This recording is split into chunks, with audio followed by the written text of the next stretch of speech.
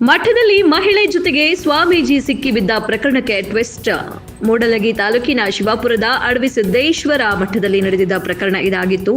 ಅಡವಿ ಸಿದ್ದೇಶ್ವರ ಸ್ವಾಮಿಗಳ ಪರವಾಗಿ ಶಿವಾಪುರ ಗ್ರಾಮದ ಭಕ್ತರ ಪ್ರತಿಭಟನೆಯಾಗಿತ್ತು. ಬೆಳಗಾವಿ ಜಿಲ್ಲೆಯ ಗೋಕಾಕ ನಗರದ ಎಪಿಎಂಸಿ ಆವರಣದಲ್ಲಿ ಪ್ರತಿಭಟನೆ ನಡೆಯುತ್ತಿತ್ತು. ಶಿವಪುರ ಅಡವಿ ಸಿದ್ದೇಶ್ವರ ಸ್ವಾಮೀಜಿಗಳನ್ನು ಬೆಂಬಲಿಸಿ ಭಕ್ತರ ಪ್ರತಿಭಟನೆ ನಡೆಸಿದ್ರು. ಸ್ವಾಮೀಜಿಗಳು ವಾಪಸ್ ಮಠಕ್ಕೆ ಬರಬೇಕು ಎಂದು ಪಟ್ಟು ಹಿಡಿದು ಪ್ರತಿಭಟನೆ. ಸಾವಿರಾರು ಸಂಖ್ಯೆಯಲ್ಲಿ ಗೋಕಾಕ್ ನಗರಕ್ಕೆ ಆಗಮಿಸಿದ್ದಾರೆ. ಮಹಿಳೆಯರು, ಮಕ್ಕಳಿಂದ ಹೋರಾಟ ಕೂಡ ನಡೀತಾ ಇದೆ. ಇನ್ನು ಸ್ವಾಮೀಜಿಗಳ ವಿರುದ್ಧ ಷಡ್ಯಂತ್ರ ಮಾಡಿದ್ದಾರೆ ಎಂದು ಆರೋಪ ಕೂಡ ಕೇಳಿ ಬಂದಿದೆ.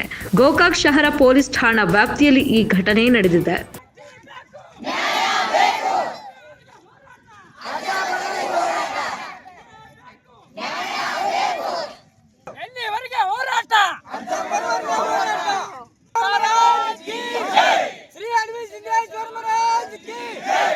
ಸುಳ್ಳ ಅಪೋದ ಅರ್ಜಾರ್ ಮೇಲೆ ಹೊರ್ಸ್ಯಾರ್ರಿ. ಅರ್ಜಾರ್ನ ಇವಾಗ ಮಠದಿಂದ ಹೊರಗಾಕುನು ಅಂದ್ರ ಶಿವಾಪುರ ಊರ್ ಒಟ್ಟ ಅಭಿವೃದ್ಧಿ ಆಗೋದು ಅವ್ರಿಗೆ ಬ್ಯಾಡಾಗೈತ್ರಿ.